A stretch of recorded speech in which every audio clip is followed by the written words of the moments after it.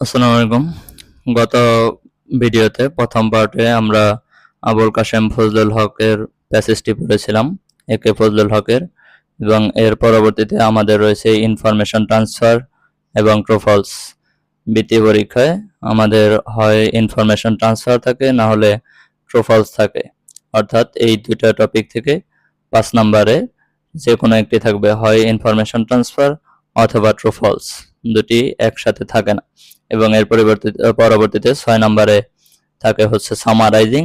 এমনি পরীক্ষাগুলোতে আমাদের অষ্টম শ্রেণীর পরীক্ষাতে আমরা সামারাইজিং এ 10 নম্বর পেয়ে থাকলেও আমাদের বৃত্তি পরীক্ষার ক্ষেত্রে সামারাইজিং এ 5 নম্বর বরাদ্দ রয়েছে। তো এইখানে আমাদের 5 নম্বরে বলা আছে প্রথমে, complete the following table with the information given in the passage. আমরা যে প্যাসেজটি পড়েছিলাম একে ফজলুল হক সম্পর্কে, সেই প্যাসেজের উপর ভিত্তি করে আমাদের এখানে 5টা শূন্যস্থান দেওয়া আছে। এই 5টা শূন্যস্থান আমাদের উপরের তথ্যের ভিত্তিতে পূরণ করতে হবে। প্রত্যেকটার জন্য রয়েছে 1 নাম্বার। প্রথমেই দেওয়া আছে হচ্ছে হু অর্থ কে বা কারা। তো এই ঘর বরাবর যতগুলো শব্দ থাকবে এইগুলো উত্তর করবে কে বা কারার। দ্বিতীয় রয়েছে ইভেন্ট অথবা অ্যাক্টিভিটি, কোনো ঘটনা বা কোনো কাজ। এই যে সম্পূর্ণ ঘর, এইখানে থাকবে হচ্ছে কোনো কাজ বা ঘটনা। 3 নম্বর ঘর রয়েছে আমাদের ইয়ার, 3 নম্বর কলাম, এখানে থাকবে হচ্ছে আমাদের সাল বা তারিখ।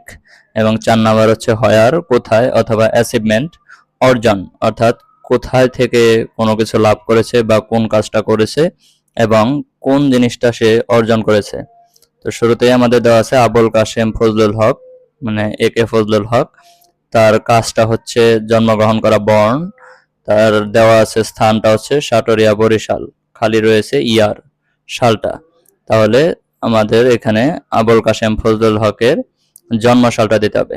আমরা প্যাসেজের প্রথম লাইনে দেখতে পারি যে তার জন্ম হচ্ছে 1872 বা 1872 সালে। তাহলে আমরা এখানে রোমান সংখ্যা 1 দিয়ে বসাবো 1872। দ্বিতীয় আছে হি, এর পরে খালি আছে হচ্ছে ইভেন্টের ঘরে, এবং এখানে আমাদের একটা তথ্য দেওয়া আছে হচ্ছে তার অ্যাচিভমেন্ট ফার্স্ট ডিভিশন, অথবা এইখানে আমরা প্যাসেজে দেখতে পাচ্ছি যে entrance examination standing first in the Dhaka division. হয়তোবা এখানে ফার্স্ট ইন ঢাকা ডিভিশন এটা লিখতে চেয়েছিল। যাই হোক, তো আমরা বুঝতে পারতেছি যে আমাদের এখানে কোন জিনিসটা চাচ্ছে। তাই আমরা এই 2 নম্বরে উত্তর করতে পারি তার কর্মকাণ্ডটা, সেটা হচ্ছে ফার্স্ট দ্য এন্ট্রান্স এক্সামিনেশন। এখানে আমাদের সাবজেক্টটা হিটা দেওয়া আছে এবং এখানে তার অর্জনটাও দেওয়া আছে, শুধুমাত্র তার কার্যক্রম pass the exam entrance examination এটুকু শুধু আমরা 2 নম্বর দিয়ে লিখলেই হবে। 3 নম্বরে আছে সাবজেক্ট হি দেওয়া আছে, সে টুক এমএসসি ডিগ্রি লাভ করেন। ইয়ারের ঘরে খালি আছে ইয়ার কত সালে, তাহলে তিনি এমএসসি ডিগ্রি লাভ করেন কত সালে। এইখানে আমাদের দেওয়া আছে এমএসসি তিনি অর্জন করেন এমএসসি। এই যে আমরা প্যাসেজে দেখতে পাচ্ছি he took his MSc degree in mathematics in 1895। তাহলে আমরা এখানে লিখব 3 নাম্বার দিয়ে 1895 বা 1895 সালে। হি ড্যাশ 1906 সালে তিনি কোন ঘটনাটি ঘটিয়েছেন বা কোন কর্মকাণ্ডটি করেছেন।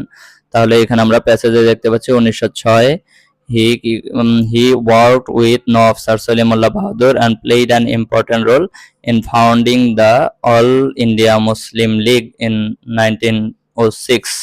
তাহলে এখানে তার দুইটা কাজ আমরা দেখতেছি, একটা হচ্ছে worked with Nawab Sir Salimullah Bahadur and played an important role in founding the All India Muslim League। তাহলে আমরা এখানে দুইটা অংশই দিতে পারি, আমরা দিতে পারি worked with Nawab Sir Salimullah Bahadur অথবা played an important role in founding All India Muslim League, অথবা আমরা দুইটাই একসাথে দিতে পারি 4 নম্বরে। এবং 5 নম্বর আছে হি became general secretary of the Indian National Congress।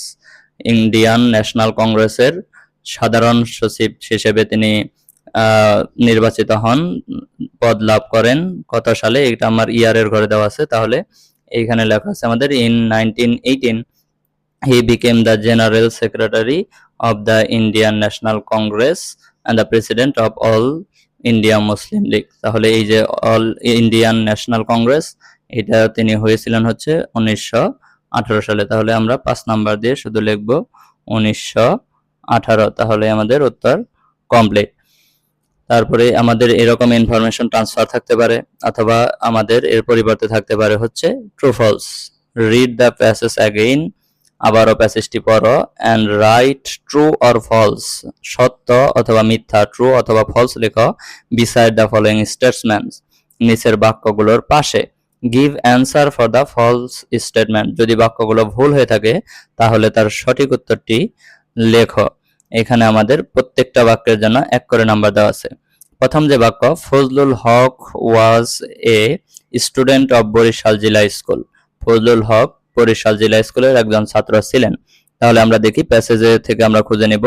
He entered the Barishal জিলা স্কুল, তিনি বরিশাল জিলা স্কুলে প্রবেশ করেছিলেন, ভর্তি হয়েছিলেন। তার মানে এই যে লাইনটি, বাক্যটি, স্টেটমেন্টটি, এটা আমাদের সত্য। তাহলে আমরা শুধু এ নাম্বার দিয়ে লিখব TRUE, true. B number, he was appointed an examiner of MA in mathematics, তিনি গণিতের একজন MA এর গণিতের একজন এক্সামিনার বা পরীক্ষক হিসেবে নিয়োগ পেয়েছিলেন ইন কলকাতা ইউনিভার্সিটি ইন 1895। তাহলে আমরা প্যাসেজে দেখি তিনি he was appointed an examiner of MA in mathematics in Kolkata university. তাহলে কলকাতা বিশ্ববিদ্যালয় থেকে তিনি গণিতের MA তে এক্সামিনার হিসেবে আসলে নিয়োগ পেয়েছিলেন। তবে সেই সালটা কি আসলেই 1895 কিনা? এখানে আমরা দেখতে পাচ্ছি যে his MSc degree in mathematics in 1895, 1995 সালে তিনি MSc ডিগ্রি লাভ করে। দ্য নেক্সট ইয়ার, অর্থাৎ পরবর্তী বছরে 1896 সালে। তাহলে আমাদের এই স্টেটমেন্টটি ফলস, আমরা লিখব FALSE, ফলস। তারপর নিচে কারেক্ট অ্যান্সার শব্দটুকু লিখে তারপরে আমরা এই সম্পূর্ণ উঠিয়ে শেষে শুধু 1896 করে দেব। 3 নাম্বার দেওয়া আছে, হি worked as an assistant two sir Ashutosh Mukherjee, তিনি স্যার আশুতোষ মুখার্জির একজন সহকারী হিসেবে কাজ করেছেন। তো আমরা প্যাসেজে যদি দেখি তাহলে আমরা দেখতে পাবো যে এখানে লেখা আছে যে himself in the Kolkata high court as assistant two sir Ashutosh Mukherjee, তিনি করেছিলেন কাজ। তাহলে আমাদের এই বাক্যটা সঠিক। তাহলে আমরা লিখব ট্রু। ডি নাম্বারে, he became A magistrate in 1912, তিনি 1912 সালে ম্যাজিস্ট্রেট হন। তাহলে এখানে আমরা দেখতে পাচ্ছি হি acted for a short time, resigned and joined the Kolkata high court again in 1912, 1912 সালে তিনি পদত্যাগ করেন এবং উচ্চ আদালতে তিনি আবার কাজ শুরু করেন। তাহলে আমাদের এখানে তার আগের বাক্য, he gave up his legal profession and become a magistrate, এটা কত সালে হচ্ছে? এইটা হচ্ছে 1906 সালে। যে 1906 সাল, ইন দ্য সেম ইয়ার, একই বছর, অর্থাৎ 1906 সালে তিনি ম্যাজিস্ট্রেট হচ্ছেন। তাহলে আমরা কারেক্ট অ্যান্সারে লিখব 1906। He became both the general secretary and the president of all India Muslim League, তিনি একই সাথে সাধারণ সচিব এবং সভাপতি নিযুক্ত হয়েছিলেন অল ইন্ডিয়া মুসলিম লীগের। তাহলে আমরা এখানে শেষ লাইনটা দেখতে পাচ্ছি, he became the general secretary of the Indian national Congress, তিনি জেনারেল সেক্রেটারি হয়েছিলেন ইন্ডিয়ান ন্যাশনাল কংগ্রেসের, অল ইন্ডিয়া মুসলিম লীগের না। তার মানে আমাদের বাক্যটি ফলস। আমরা কারেক্ট অ্যান্সার সম্পূর্ণ এখান থেকে লিখব, he became the general secretary of the Indian national Congress and the president of the all India Muslim League. এটুকু লিখলে আমাদের উত্তর হয়ে যাবে। এবং এরপরে আমাদের 6 নম্বরে থাকে হচ্ছে সামারাইজিং। এই সামারাইজিং এর জন্য আমাদের সর্বপ্রথম যে বাক্যটা লিখতে হবে সেটা হচ্ছে this passage deals with the topic of. আমি যদি একটু দেখাই তাহলে দিস প্যাসেজ আমরা লিখতে পারি this passage deals with the topic of, তারপরে আমরা মূল টপিকটা লিখব। একটু দেখার সুবিধার্থে একটু বড় করি, আমি দেখার সুবিধার্থে এখানে আমি কত করতে পারি, 14 করতে পারি। তাহলে এখানে this passage deals with the topic of, এইটুকু লেখার পরে এই যে ডট ডট আমরা দিলাম, এইখানে আমরা মূল বিষয়টুকু অর্থাৎ আমাদের প্যাসেজটা কি সম্পর্কে, আমরা সেই প্যাসেজটা সম্পর্কে লিখব। তাহলে আমাদের এই প্যাসেজটা ছিল হচ্ছে শেরে বাংলা একে ফজলুল হক সম্পর্কে। তাহলে this passage deals with the topic of Sher-e Bangla, অথবা topic of A K Fazlul Huq, অথবা টপিক অফ আবুল কাসেম ফজলুল হক। এরপরে আমরা তার জন্মসাল দিতে পারি। তার কর্মজীবন, তার শিক্ষা জীবন সম্পর্কে সংক্ষিপ্ত 2-1টি বাক্য এবং তার মৃত্যুর সালটা যেহেতু প্যাসেজে দেওয়া নাই, তাই আমরা যদি তার মৃত্যুর সালটা নিজেরা জেনে থাকি তাহলে সেই হিসেবে আমরা দিতে পারি, অথবা তার সম্পূর্ণ বয়স হিসাব করে আমরা লিখতে পারি। আর যদি একান্তই না জানা থাকে তাহলে এইরকম তার কর্মজীবন দিয়ে এরকম 5টি বাক্য অন্তত লিখে, 5টির বেশি নয়, 5টি সেন্টেন্স লিখে আমরা শেষ করব।